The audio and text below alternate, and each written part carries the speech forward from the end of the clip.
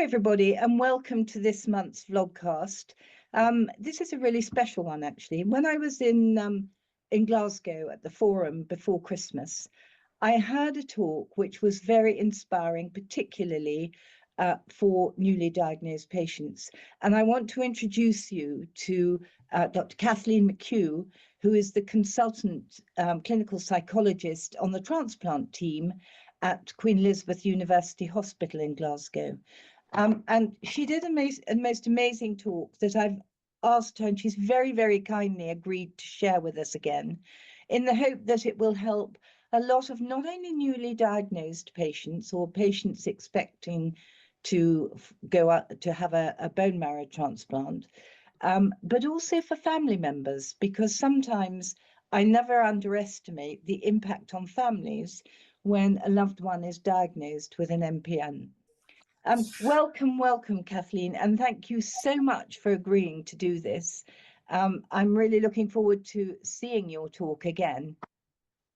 Thank you for asking me. It's a real honour to be invited onto the vlogcast and to be able to do this again for more than the people who were able to attend Glasgow, so thank you. So yeah, the date on this refers to the fact that I had done this talk in December, so I'm delighted to be able to do it again. The way I start with this is just inviting you all to have a think about assumptions. So an assumption's something that's accepted as true, or something that's certainly going to happen without any need to, without any need of proof. So just think to yourself as you're listening at the start here about 3 things you assumed might happen today, 3 things you assume will happen when you get home today, and 3 things you assume might happen in your future. So as I say, it's just to get you thinking about the assumptions that we make over the course of a day. It could be what you're going to have for dinner, who you will see later, and so on. And hopefully it'll become a little bit clearer later when we come back to this. Now, the other point, just to start us all off, is just a bit of an analogy. And just imagine you had a very special, treasured vase, something that had huge sentimental value to you. Maybe it's been in the family for a long time, or someone special gave it to you, but it was really special and couldn't be replaced. One day you accidentally knock it off a shelf or knock it over, and to your horror, it smashes into a million little pieces. And you just know that you cannot put that back together again the way it was before. So what do? Do you just pick it up and collect the pieces and throw them in the rubbish bin because the vase is a loss, or do you try and piece it together in some way? So the reason I use this as an analogy is that it can be a helpful way to think about being diagnosed. Often serious illness makes you feel as though some part of you or your world or both has shattered. It most certainly comes under the heading of adversity, and usually it's not something anyone really expects to deal with in life. So that brings us back to these assumptions. We tend to go through life with the assumption that we've got a lot more control over what happens to us than we maybe really do. And illness certainly challenges these kind of assumptions and turns our world upside down. It's perfectly normal to hold these assumptions at what helps us function in life. But when we are diagnosed, it can help us see how we maybe react the way we do, because it maybe feels like this. And apologies for the slightly rude little cartoon there in the last one. But in this respect, we can think of illness as a type of loss, with all the accompanying grief and all the accompanying emotion that comes with that. Grief and loss are very powerful emotions in illness. There's also a sense of actual loss. Our world can feel shrunken, but we have what we might call anticipated loss. So we're looking to our future and seeing how that has changed. And the assumptions tie in with this, as I was referring to slightly before, because prior to illness, we tend to think that bad things happen over there to other people. We think the world is fair, the world is meaningful, it makes sense to us, we get what we deserve. I'm a good person, nice things happen to me. And again, serious illness has the potential to shatter those kind of assumptions and just blow them apart, because it's not always how it works, as we find. So it might lead to questions like, why me? Or thinking, this isn't fair. Or maybe others have said things like that to you as well. It can lead to very strong emotions. anger, sadness, fear, distress, and grief. It can feel that you've lost part of yourself, or that you've lost your life as you knew it. And sometimes you can even feel stuck with bad, sad memories, or imagining a bad or sad future. So it's very difficult. What we have to try and work towards is this idea of the new normal, which maybe isn't the nicest of phrases, but it's about recognizing that life has changed and you can't go back to how it used to be before. You've changed, relationships will have changed, and your life has changed. So how do we adjust to this? And how do we come to terms with what might have changed and what's been lost? So good longer-term psychological adjustment is about how we help support somebody to come to this new normal. As I've mentioned, part of that adjustment is thinking about the grief and loss. And this comes from a model that's been there for many years and might sound familiar to some of you, in that we talk about the steps of grief and the process that you go through. What's lovely about this picture is it demonstrates that it's not a linear process at all, and it's actually very circular, and you can cycle back up and round and through all these different emotions and different stages in different times. There's no sequential process that you must go through in a certain order. Very common emotion most people do tend to have at the beginning is one of shock and denial, where you might feel scared and confused or even numb and not sure why this is happening to you. After that, though, you would go through any and each or some of these emotions. Everybody's different in your own way and your own time, and hopefully at some stage getting to the point of feeling that you're back and returned to a fully meaningful life. So how do we adjust? Well, there is no real blueprint for coping.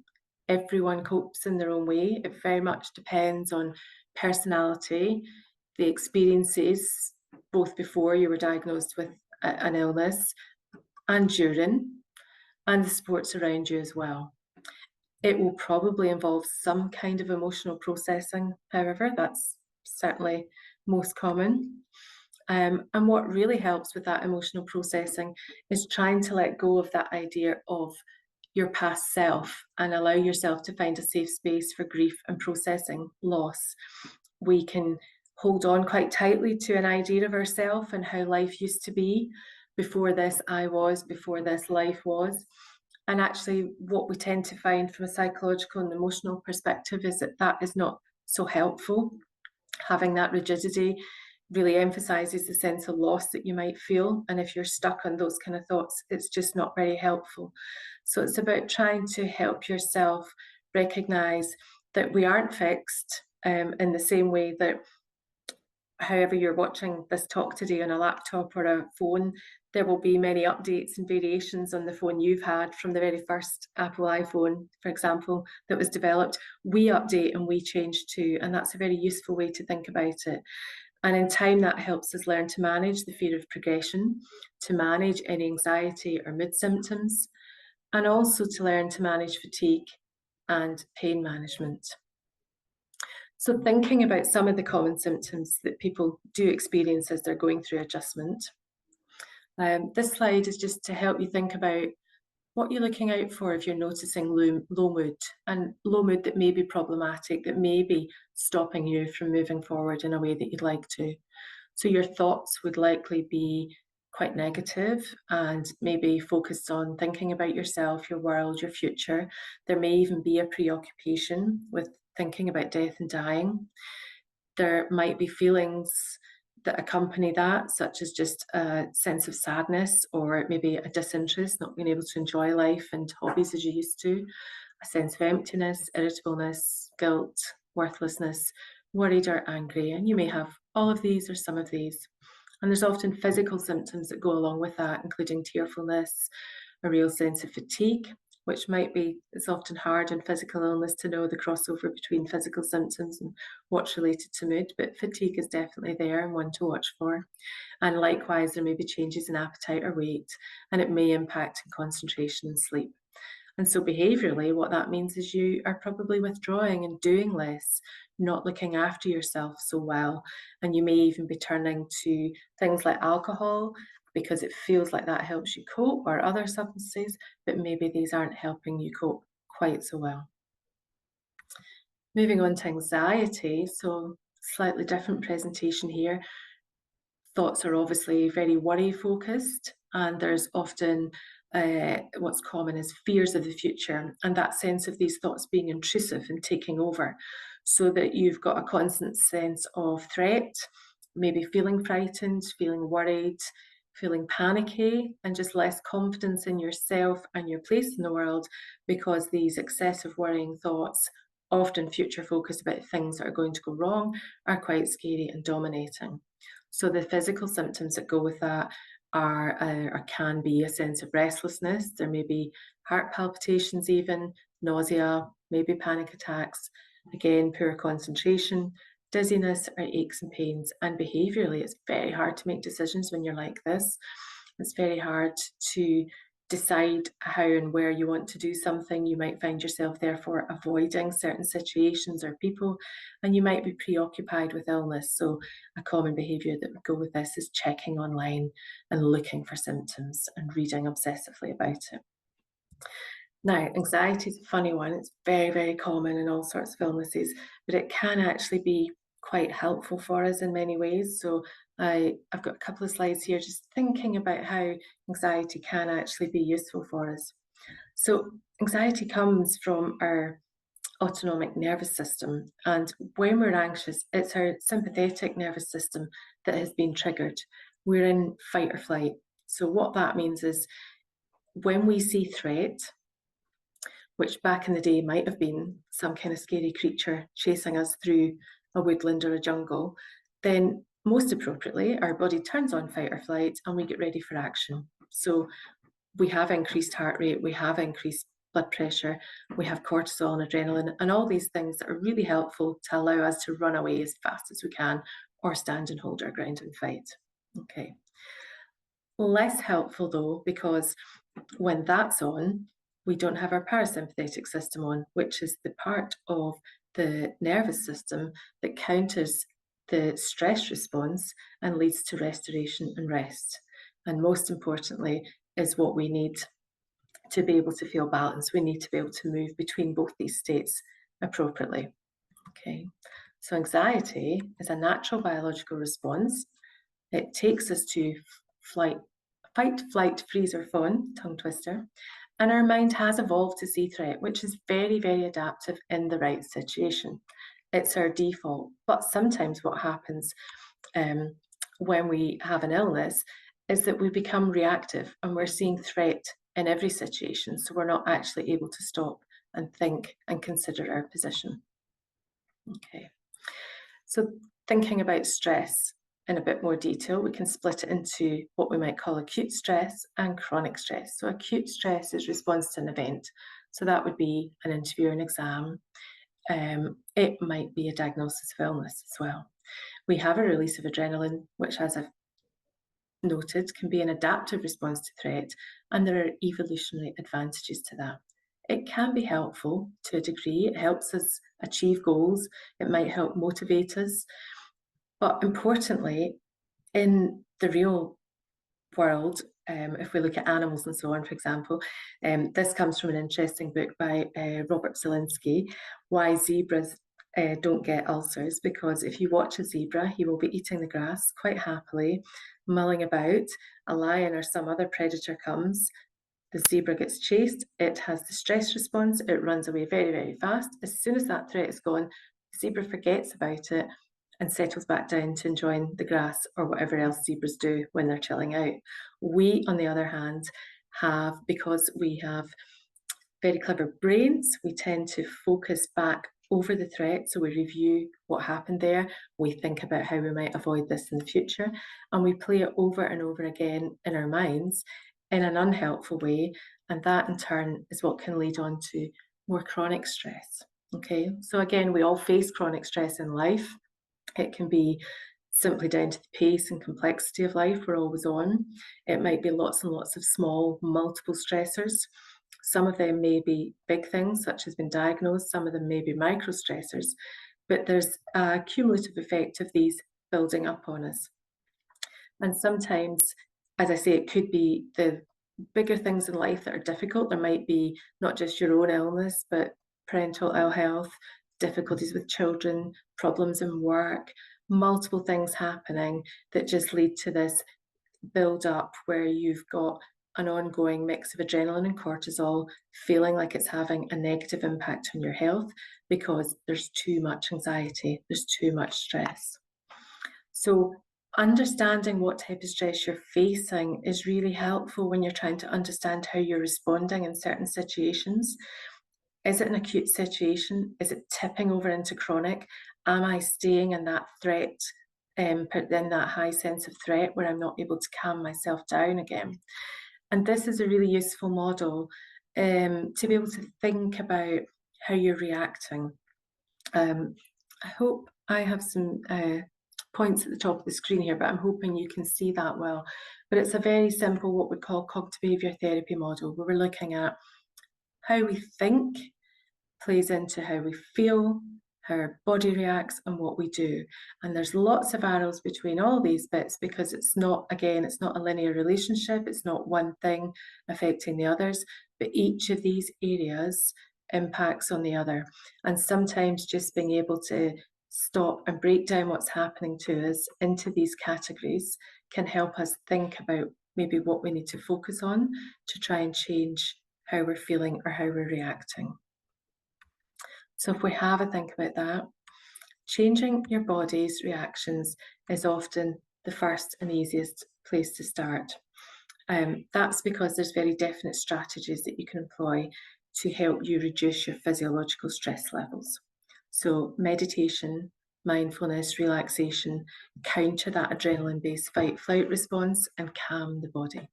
Okay, learning to know what reduces your physiological stress response is really adaptive. Generally what you're trying to do, so when you're using deep breathing exercises, for example, you're de-escalating the sympathetic nervous system and activating the parasympathetic system, which is going to bring on that rest, digest, calm and settle response. So you're actually able to change your physiology, and in doing that it often then helps you maybe shift attention and change your thinking. Okay, another really helpful thing is just physically look at your body, do a scan, close your eyes and run your mind through each muscle group, noticing any points of tension. You can squeeze, release, drop your shoulders. All of that helps just take some of the tension out of the body and shift you in that circular model into a different place. Sometimes it's as simple as getting up and moving. And for some people, sitting still type relaxations just do not work, and that's absolutely fine. So running, cycling, walking, even more adventurous things like paddleboarding, these are all very meditative and relaxing in their own way and serve to calm people. This slide just highlights some of the breathing exercises. So breathwork can be enormously powerful. A slower out breath completely resets the nervous system, and it activates, as I was saying in the last slide, that parasympathetic nervous system. So the main rules, if you like, with breathing are just try and remember to breathe in through your nose. If you breathe in through your mouth, you might gulp, which can trigger the alert system. We don't want that. So breathe in through your nose, and always trying to make that out breath just a little bit slower. You can imagine, you can employ your imagination to help with that. So you can imagine a figure of 8. You're breathing in as you go around one side, pause in the middle and breathing out on the other. Or you can have square breathing, where you imagine breathing in for 4, holding for 4, breathe out for 4, back up for 4. And again, we all tend to have phones on us these days. If you are someone who likes to have a physical reminder of how to do something, holding your phone in your hand and just running your finger around each edge as you breathe in, pause, breathe out, pause, can be really helpful. And the last one there is counting 3, 4, 5. Now you'll hear lots of different permutations of that type of breathing, but generally the idea is that you breathe in for 3, pause for 4, breathe out for 5, or whatever numbers you can manage. So it might be 2, 3, 4, it might be 4, 6, 8, whatever you can train yourself to do. And if we think about behaviour, sorry, I'm just going to put all these up because I think it's easier for people to read in their own time. Oh, here we go. So with behaviour, generally you're trying not to avoid things. Avoiding things in the long term tends to make you feel worse. It might help in the immediate process because it takes you away from the thing that's making you feel stressed. But as I say, it tends to reinforce the anxiety and make things feel worse in the longer term. If something's feeling very difficult, then it's always a good idea to try and break it into smaller steps. And there's nothing wrong with asking for help if you need to. Pacing is very helpful to cope with pain and fatigue. I've not gone into that much today because on the day I spoke, there was another talk covering that, and I'm sure there will be other things that are on the website to help give additional advice around pain and fatigue should you need that. In terms of your own behaviour, it's also really important to actively make that choice to focus on self-care. Look after yourself with your food choices, your exercise choices if you're able to exercise, to give yourself adequate rest, to feel connected to other people, and just to have that sense of balance. Prioritising what matters most to you. Sometimes we're not good at that. Sometimes we are so busy worrying about everyone else, but it is important when you're trying to learn to look after yourself and manage your mood or worries that you do prioritise what matters. So use the values to guide your choices. Your values are what matters to you. Your values are the things that guide how you want to live life. They might not be obvious to other people, but they're things that you know you hold inside that help you live the life that is most meaningful and with a good quality of life for you. And that last bit, flow activities. So these are the things that we can just lose ourselves in without necessarily being distracted by phones or phone calls or worries, because they're the type of activity that demand our attention. That means we can kind of lose ourselves and lose time as we do them. And they're always really helpful things to try and engage yourself with if you have been struggling. So art, gardening, exercise, crafts, music, there's all sorts of things. So it's thinking about what are the kind of things I like that I can just lose myself in. And then changing how you think. Now, that can often be one of the harder areas, which is why I've done it third. Sometimes focusing on behaviour and physical feelings is that little bit easier, but it doesn't mean we can't change what we're thinking. So our minds generate thoughts all the time, and because we're hearing them all the time, they start to feel true. And often we don't even stop to question them or check them. So we, particularly in anxiety, we might have lots of worries. What if? Maybe this, maybe that, lots of future-based things about what might go wrong. And as I say, if we're hearing them all the time, we don't stop to check. So a really helpful habit is just learning to stop, name your thought. Oh, there's that worry about my future thought. Just check it and challenge it, you know. Is that true? Is there another way of thinking about it? Is there something else that I'm forgetting to bring in here? Maybe I need to think about what my doctor might say to that, or what would my partner say to me in this situation, or what might I say to a good friend if they were telling me this was their worry. So you're just starting to make yourself more aware of what you're thinking and interrupting that kind of automatic cycle of having a thought, hearing a thought, and believing it, and having the associated emotional response. So it's what we might call developing a more mindful response to your thoughts overall. Self-compassion, sometimes we are our own worst critics, so it is really helpful to maybe ask yourself, how might I respond if this was another person? What would I say to them? Because that can sometimes give you the alternate viewpoint that you need to be a bit kinder to yourself. And learning to foster optimism is generally a helpful habit for good mental health. We know that more optimistic people tend to feel more content more of the time. Gratitude practice is something that can help you get to that point. So that can be as simple as when you go to bed at night, just stopping to think about what's one thing or two things or three things I feel grateful for today. And these don't need to be big things. That can be, oh, I had a lovely coffee first thing in the morning, or the sun came out while I was walking home this afternoon, or I got a nice text from a friend.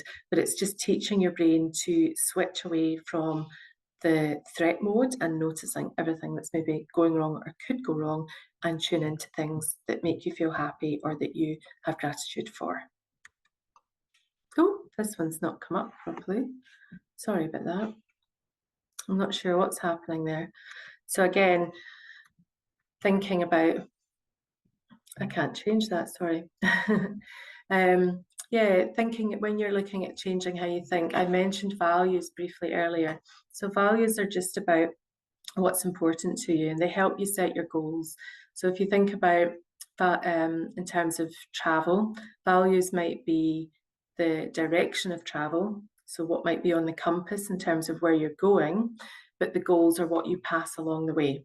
So a goal for you might be to have a good job, because the value is about providing for your family, or the value might be contributing to society in some way, so the job relates to that.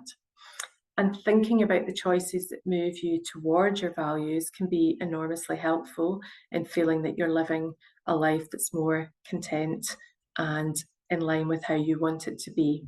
And often it's looking for small wins. You don't need to be looking for huge gains or changes, but just looking for the little things that you manage to do well that help give you a sense of purpose and promote your overall well-being.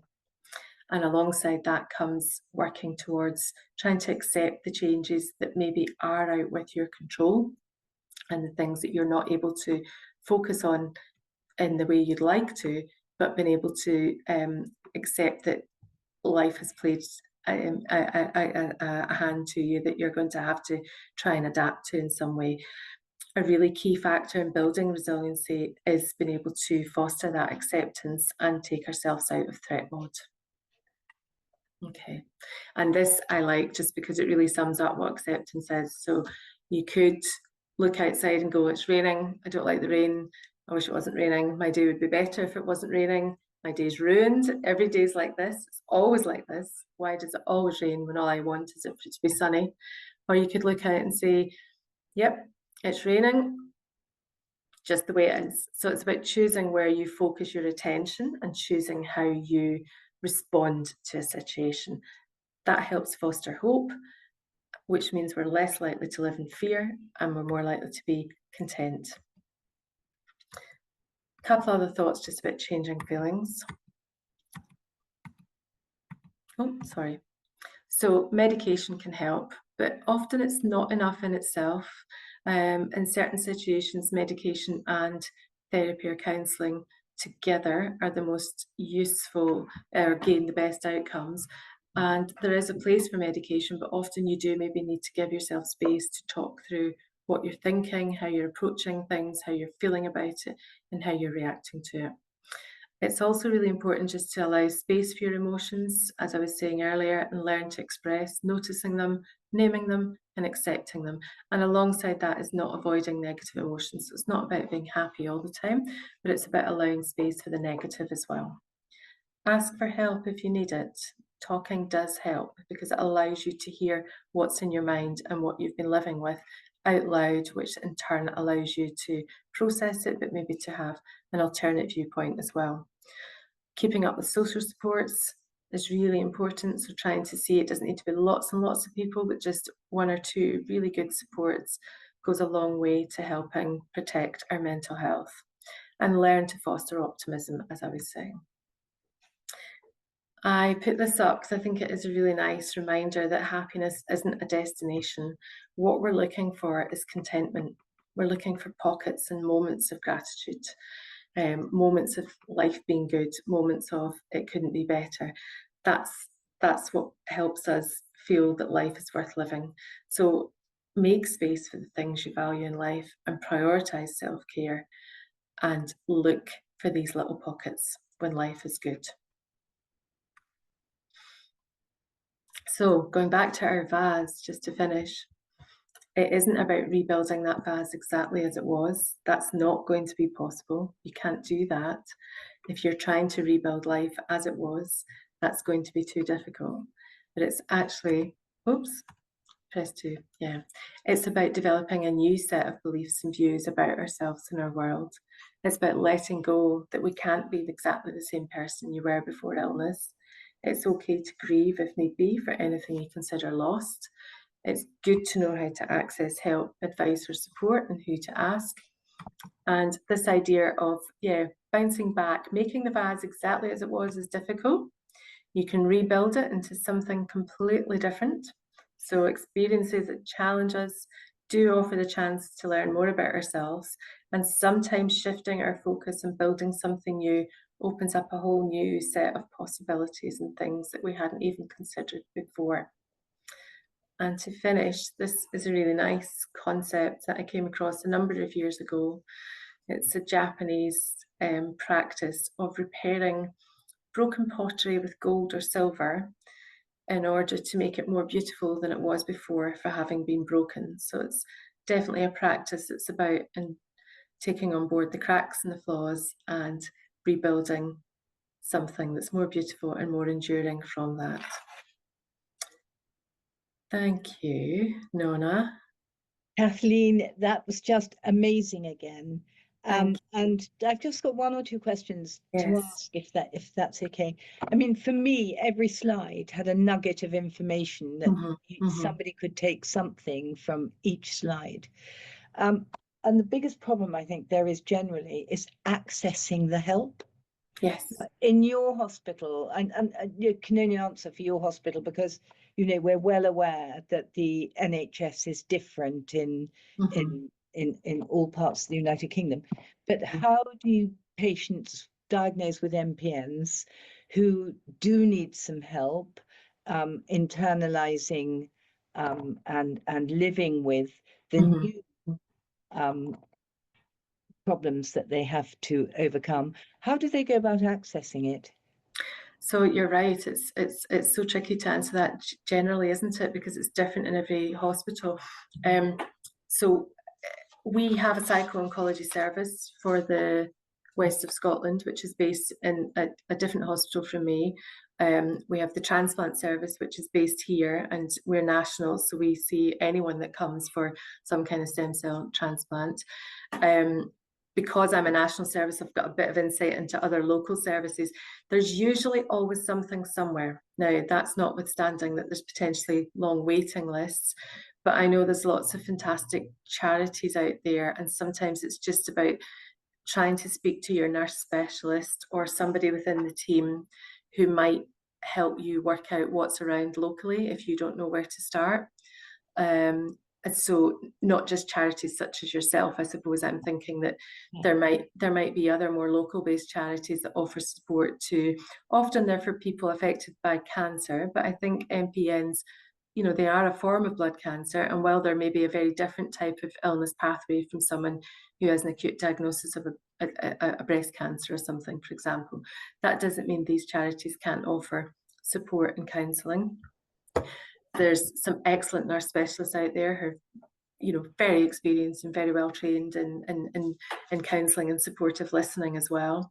It might also be about finding support groups, whether they be online, which negates the need for it to be local and might open up other options to you, because I think meeting people who've gone through something similar is enormously powerful, and having that peer support.